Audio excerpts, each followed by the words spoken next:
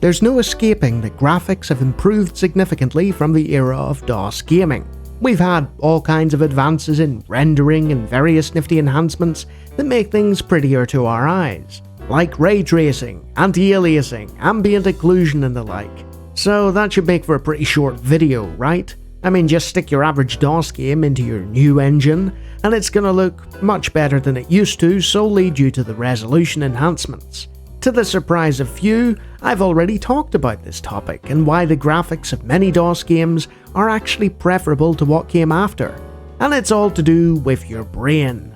It's a strange thing, graphical design. You could have an AI auto-generate images and then submit them to a huge test audience in order to pick the best ones out, and the resultant eye-watering mess would just underline how important a unified vision is, as opposed to design through consensus. Art is entirely subjective. What works for one person won't for another, but human beings know when the feel of something is right. Every element, every graphical choice has an internal consistency that unifies into a greater whole. Anyone can make art in the current era, even me, a man with absolutely no artistic talent. Very few people can take that ability and then make it all feel right together. That's what a unified vision is. A human element powered by a creative spark that no algorithm or AI can replicate. Design through consensus, or as it's often called, by committee, molds the player's expectations. It's the McDonald's of the design world, whether it comes to graphics or gameplay. They've conditioned the players to expect things in a very specific way, and dare not deviate from that path except in tiny increments, to the point where the designs of things converge, and are so similar to what came out before that you're essentially playing a reskin of something you've already experienced. Remember when television switched to colour? I don't, but some of my subscribers actually do, and I'm very fond of them. It was a wondrous event for those who could afford a colour television. But what most people wouldn't have noticed was that for all the technical marvel, the quality was actually worse than before. Not only did the black and white hide a multitude of sins, but the film was also sharper, and directors knew how to work with it better. You'd switched from a system that had been in production for decades to a system that was new to TV, and still hadn't got all the kinks worked out. The same thing happened with gaming around the end of the DOS era, when things began to shift from partially 3D into full 3D. The best example of this being to look back at almost any PlayStation game from the era. Instead of a culmination of decades of research into one style, you had a new style that was somewhat difficult to get a footing in, resulting in meme images like PlayStation 1 High Grid. And that was years into the development of such games. The thing is, just like back in the advent of the colour TV days, things weren't in HD yet.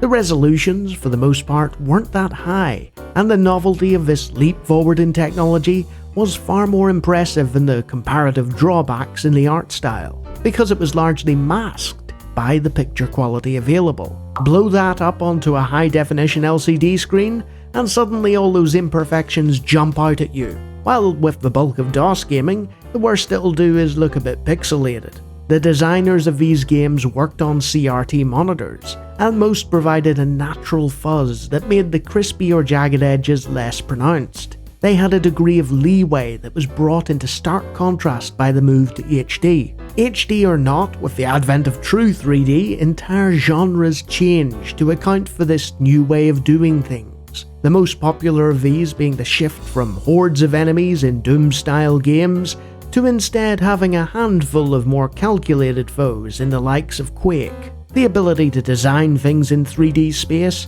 saw technology and games development leap forward at an unprecedented rate. But when looking back with crystal clear HD hindsight, unless you were stylized, then your game didn't age well at all. Hence all the remasters and remakes and source ports, including graphical features the original lacked, in unspoken acknowledgement of this fact. If you look at games from that era, which people still play to this day, they mostly have two things in common. They didn't go for the photorealistic look, and they all had a unified design vision. Attempting to create realistic models with limited polygons doesn't work, so in order to up the ante, developers had to create more polygons, better graphics engines, more effects, and none of it made a difference to the big problems that arose from it. Your brain gets overloaded with visual information and can't discern the important bit that it needs to focus on. So the developers had to create markers and highlighting and HUD elements to circumnavigate this,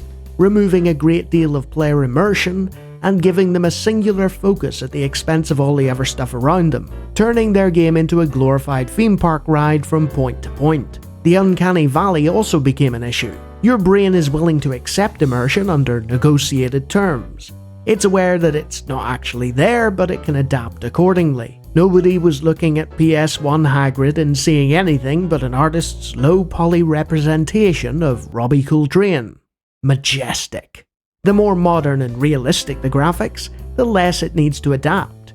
But on the flip side of this, the easier it is for it to be taken out of that immersion by a random event happening. If all the characters in Fallout New Vegas move a certain way, your brain will accept this, since everything else around it is doing the same sort of Gamebryo animation. If 99% of the characters in a new big-budget game move with fluidity and grace, but 1% happens to revert to 2010 levels of animation, that's a big no-no. Much like how sticking PS1 Hagrid into the latest Harry Potter game would take players out of their immersion. After all, Rubeus Hagrid wouldn't be born until much later. It doesn't chronologically make any sense. Otherwise, this would be an exceptionally good idea. The same thing happens in real life. My microphone stand is largely static, but quite close to one of my monitors. My brain can usually ignore it when playing games, much like how it filters out my blinking, unless I think about doing so. Then I focus on my blinking all the time. But if someone were to wave their hand in front of my screen as I played, it would become impossible for me to focus on the game.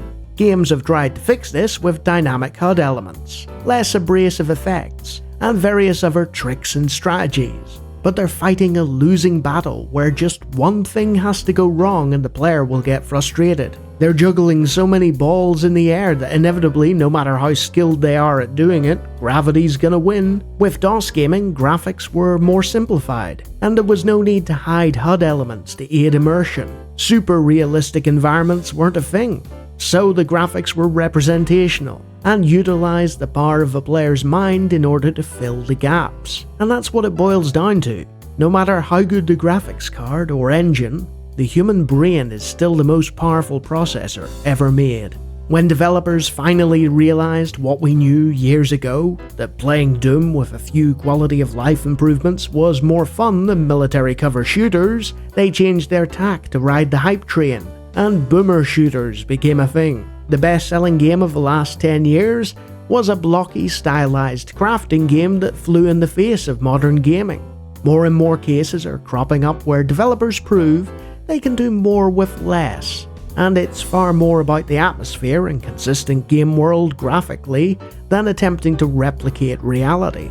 If you're going for total immersive realism, you're in an arms race you can't hope to win. You're the most stunning game ever made, until the next one comes out that's slightly better, and then your biggest selling point is entirely invalidated, and anyone who's played the other game is now comparing yours to it and noticing the flaws you couldn't help at the time. There's been a renaissance of games where the developer is focused on stylistic choices, coherent world creation, and prioritizing atmosphere, evoking a time and philosophy from the past.